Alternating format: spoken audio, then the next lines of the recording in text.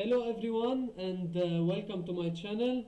Today I will be talking about how to identify supply and demand zones, how to mark the order block, which are supply and demand zones, and how to use my basic technical analysis, trend following, break of structure and change of character with the order blocks to take entries in a trade and put your stop losses and take profits. So, first of all,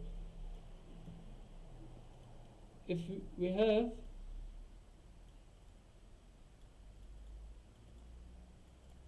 a bullish bias, every break of structure is mitigated by having a demand zone.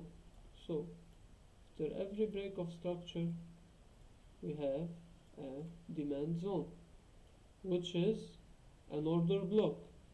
Also in a downward momentum we have a supply zone, which is also an order block. Why? Because we have a break of structure here, break of structure here. These are supply zones. Now we will go and see how to mark out a supply or demand zone, which are order blocks in the market. So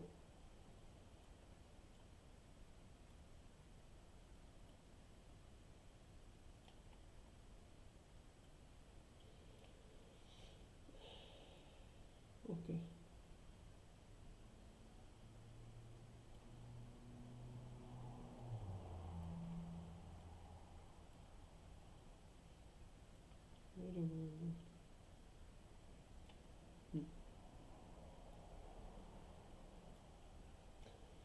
so if you can see here, we are on a 1 minute time frame. We know that we are in a bearish bias. Why? Because as you can see here, we have a change of character. So we have change of character to the downside. What does it mean? Price will go down. So 1 hour bearish here.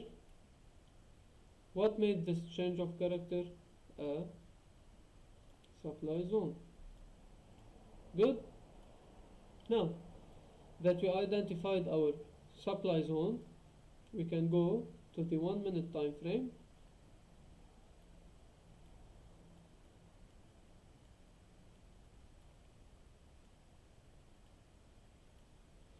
Wait for price to reach back to this area.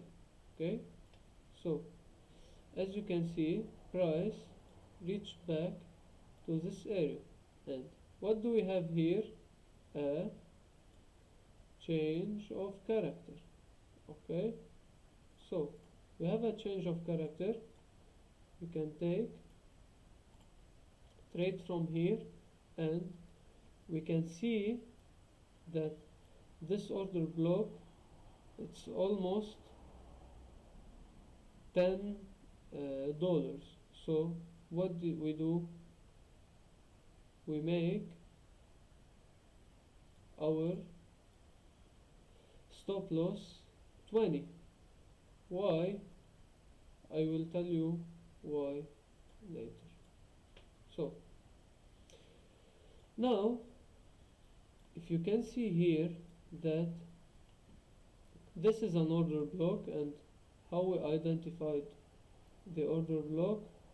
We identified the order block by a change of character that happened with this bullish candle. So a demand zone will happen. We have bullish candles that broke structure after this bearish candle, so this will be our demand zone. Okay, so let's back to our trade. we have our zone here, almost $10. We make our stop loss double the zone. Why? Because as you can see, order block is mitigated here. What can happen, retail traders will enter the trade here like you did, but will put the stop loss at the highest point of the order block. And what will happen here, price will go up, take the stop losses of retail traders, and then push down. So to be safe than sorry, we put our stop loss double the size of the order block, and we go on the 5 minutes or 15 minutes time frame, and we mark out our lows. So you have a low here, okay, a low here, okay, also a low here. So this trade would be TP1 taken here at 2.4 risk reward ratio, which is very decent. Second TP will be taken here at 3.64 risk to reward ratio, and third TP at 438, also decent risk to reward ratio. So as you can see, in every strategy that I will be learning or teaching, I will always go with the basics, which are higher highs, higher lows, trend following, break of structure, and change of character.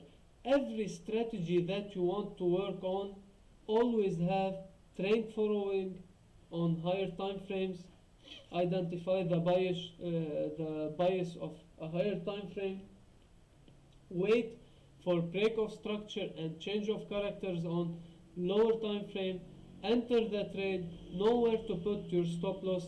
Take also always into consideration that retail traders will get into the trade with you, but you want to have a stop loss higher than their stop losses, because most of the time they will get stopped, and then market will push after they get stopped. So always have a safe stop loss, have a risk reward ratio decent. So for example, here is a 4.38 risk to reward ratio, very decent. But if you put it here, it's 14 risk to reward ratio. In my opinion, very high. It's idealistic, not realistic. So it could happen, but I will always play by the rules that I will be putting. So in your strategy, don't forget to put rules, play by the rules, don't let your emotions take the trade, be consistent, start to feel the trade and to feel the chart, and always think how people are thinking. If they are thinking like me, I need to think opposite opposite of retail traders. And what I mentioned before is the stop loss.